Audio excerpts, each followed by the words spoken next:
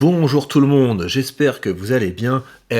Normalement j'ai pris quelques couleurs, non? Que ça serve à quelque chose, que j'ai passé autant de temps à bosser à côté de la piscine. Donc je reviens du Maroc et vous savez, moi quand je voyage comme ça, j'aime bien me projeter en me demandant mais est-ce que je pourrais vivre dans ce pays? Et donc je vais vous donner mon sentiment sur le Maroc. Est-ce que je pourrais vivre au Maroc? Et on va voir également le salaire moyen au Maroc pour nous demander est-ce que dès à présent ce serait possible pour moi d'aller vivre au Maroc grâce aux dividendes. Nous verrons la réponse détaillée de tout ça. Également dans cette vidéo, vous allez voir que j'ai fait des gros ajustements à mon portefeuille Bucks.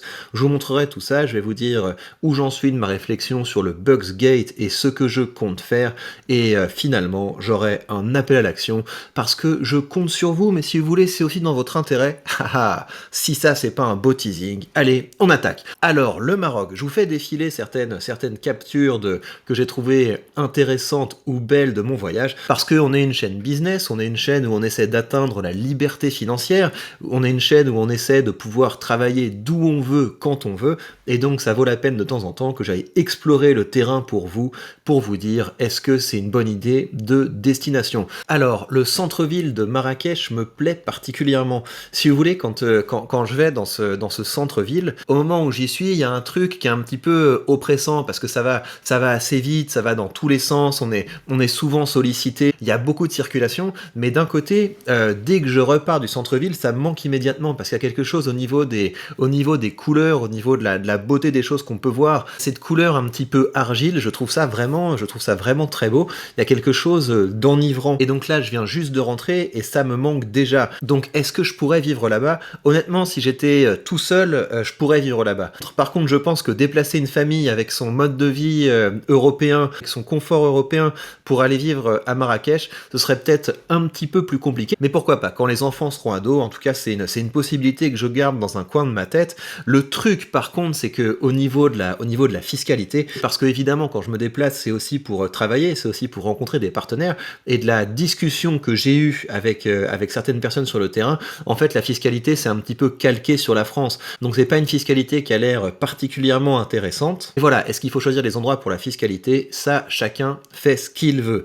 Et maintenant, la grosse question, est-ce que je pourrais dès aujourd'hui aller prendre ma retraite au Maroc avec les dividendes que je touche? Pour répondre à cette question, il faut regarder quel est le salaire moyen au Maroc. Alors, ce qu'on nous dit dans la plupart des articles que j'ai lus sur le sujet, c'est que le salaire moyen au Maroc, c'est un des plus élevés d'Afrique, mais que, en gros, le salaire moyen aujourd'hui, c'est quelque chose aux alentours de 340 $. Donc, c'est le salaire moyen, c'est pas le salaire médian. Donc, ça veut dire qu'il y a des gens qui sont très très au-dessus et des gens qui sont très très en dessous. En tout cas, ça veut dire qu'il y a des gens qui vivent avec l'équivalent de 340 € par mois au Maroc. Et ça, on les a déjà atteints, les mecs. On les a atteints au mois de juin 2022, donc il y a certains mois où ce serait possible pour moi de vivre au Maroc. Après, il faut pas rigoler, hein. Quand on regarde les prix, dès qu'on va dans des restaurants qui sont un petit peu sympas, dès qu'on va dans des cafés qui sont un petit peu sympas, dès qu'on essaie d'aller au musée, au cinéma, ce genre de choses, les prix sont pas tellement moins élevés qu'en Europe. Donc ça me paraît très audacieux de se dire qu'on va vivre bien au Maroc sans avoir l'équivalent de quelque chose comme 1200, 1300, 1400 €. Quand on compte le logement, les distractions, la nourriture et tout le reste, à mon avis, c'est le minimum. Même pour qu'un Européen puisse vivre bien au Maroc, il faut quelque chose comme 1200 ou 1400. Je terminerai sur ce dossier par quelque chose d'un peu cliché, mais c'est ma chaîne, j'ai le droit de temps en temps de balancer des clichés. Les gens sont super sympas. Vraiment, c'est un truc, je pourrais aller au Maroc rien que pour ça. La manière dont on est reçu dans les hôtels, dans les restaurants, dans les boutiques, c'est vraiment très spécial, c'est vraiment très agréable, et franchement, le passage de Marrakech à Paris est assez violent de ce point de vue-là. Je pense qu'il faut vraiment qu'on fasse un effort, les Français, là. Faut qu'on soit un petit peu plus sympa, parce qu'au bout d'un moment, les gens voudront plus venir. Si on continue d'être aussi relou, aussi déprimé, aussi agressif tous les jours, ça va pas le faire, les gars. Il faut qu'on fasse un petit effort. Le salaire au Maroc, encore une fois, le salaire moyen, c'est 340 €. Donc c'est pas une question de ouh là là, qu'est-ce que la vie est dure, etc. Non, je pense qu'il y a un truc dans notre tête qui ne fonctionne pas, et il faut se reprogrammer, les mecs. Bref, le Maroc, pour moi, c'est un grand oui. Sachant que j'y suis allé, j'étais plutôt en forme, je suis quelqu'un qui suis plutôt optimiste, je suis quelqu'un qui n'a pas pas de problème à passer du temps agréable. Voilà, si vous êtes un gros relou de la vie, c'est pas un voyage qui va vous changer complètement du tout au tout. Donc si vous allez à Marrakech et que ça se passe mal, me dites pas ouais, tu nous as vendu du rêve, en fait c'est pas aussi bien que ça, etc. Ouais, non, non. Il y a une grosse partie du plaisir qu'on prend dans la vie qui vient aussi de l'intérieur. Ceci étant posé, voici l'état de mon portefeuille Bucks après le remaniement que j'ai fait à l'issue du Bucks Gate. Vous voyez que je l'ai beaucoup concentré. Ce que j'ai fait, c'est que j'ai conservé exclusivement les positions que j'ai envie de garder sur le long terme, des positions où quand je les vois, je me dis voilà, tous les jours j'aurai envie de les racheter. Donc ça veut dire que certaines de ces positions, les positions américaines, je vais les mettre dans mon plan d'investissement et de temps en temps, je réajusterai ce plan d'investissement en fonction de... En fait, ce qui est chouette, c'est qu'on peut vraiment réajuster les plans d'investissement autant qu'on veut.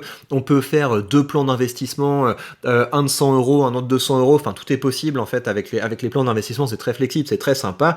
Et je vais garder mes ordres zéro parce que maintenant, on n'a plus que 3 ordres zéro à passer pour renforcer mes positions dans Total et dans Air Liquide, qui sont les deux entreprises françaises que j'ai vraiment envie de garder et de conserver sur le long terme. Après, pour la suite de ma relation avec Bucks, je vais laisser des choses comme ça. Je vais mettre ce portefeuille en mode automatique. Si on se tape un nouveau délire d'augmentation de frais, d'augmentation de je sais pas quoi, je me casse parce que là, j'ai fait les choses de sorte que ce soit tout à fait indolore. Une des choses que j'ai faites, oui, ça c'est important, c'est que j'ai beaucoup augmenté ma position dans Main Street Capital. Comme ça, je sais que tous les mois, j'ai un flux de dividendes qui est suffisamment important pour que je ne vois pas passer les frais. Et ce qui est intéressant avec les frais fixes, c'est que plus le portefeuille grandit, plus on s'en fiche en fait. Et donc de la manière dont je vais configurer ça, bah déjà là les frais sont à peu près $1. Le plan d'investissement que j'ai mis en place ne me coûte pas de frais. Et donc l'un dans l'autre, on a un courtier qui, si il utilise l'argent qu'il va gagner pour s'améliorer, pour progresser, pour offrir de nouvelles fonctionnalités, c'est finalement pas une si mauvaise affaire. Ceci dit, bah vous voyez, j'ai dû par exemple virer ma position dans Arbor Realty Trust parce que cette entreprise n'est pas dans le plan d'investissement et ça m'ennuie parce que je voulais vraiment construire une position dans une entreprise qui verse un dividende élevé, un dividende de plus de 10%. Qui sait, si j'ai envie de partir plus tôt en retraite au Maroc, il va me falloir un sacré rendement. Donc je ne peux plus le faire via Bucks parce que en dehors des plans d'investissement, c'est moins intéressant d'acheter sur le marché américain. Donc je suis en train de faire mon benchmark. Je suis en train de tester différents courtiers pour trouver celui avec lequel je prendrai le plus de plaisir à faire du stock picking et à partager cette aventure avec vous. Donc je vous donnerai des nouvelles là-dessus très prochainement. Dernier point que je voulais voir avec vous, mardi, on va enregistrer un épisode du podcast Chercheurs de valeur avec Xavier comme d'habitude. Et l'idée, c'est que pour cet épisode, je vais poser vos questions à Xavier. Donc c'est une super opportunité d'apprendre des choses en interagissant avec quelqu'un qui a vraiment fait de la finance son métier. Vous êtes pas mal déjà à avoir posé vos questions, sachant que dans les questions que vous avez posées jusqu'à maintenant, il y a quand même beaucoup de choses du type est-ce que tu penses que je dois faire ci, est-ce que tu penses que je dois faire ça. Alors évidemment, je vais les poser à Xavier, il aura une manière diplomatique de vous répondre et sans doute qu'il pourra vous apporter un petit peu de valeur, mais je pense que ce qui est surtout intéressant avec Xavier, c'est de lui poser des questions pour essayer de comprendre des mécanismes, pour essayer de comprendre des choses qui vont permettre d'augmenter votre culture sur le monde de la finance. Je sais pas, c'est quoi un produit dérivé, c'est quoi les ratios les plus importants à prendre en compte quand on choisit une action, enfin voilà, des questions qui sont susceptibles de vraiment vous faire passer un cap dans l'investissement, parce que Xavier est un excellent pédagogue et je pense que là-dessus il peut vous apporter beaucoup de valeur.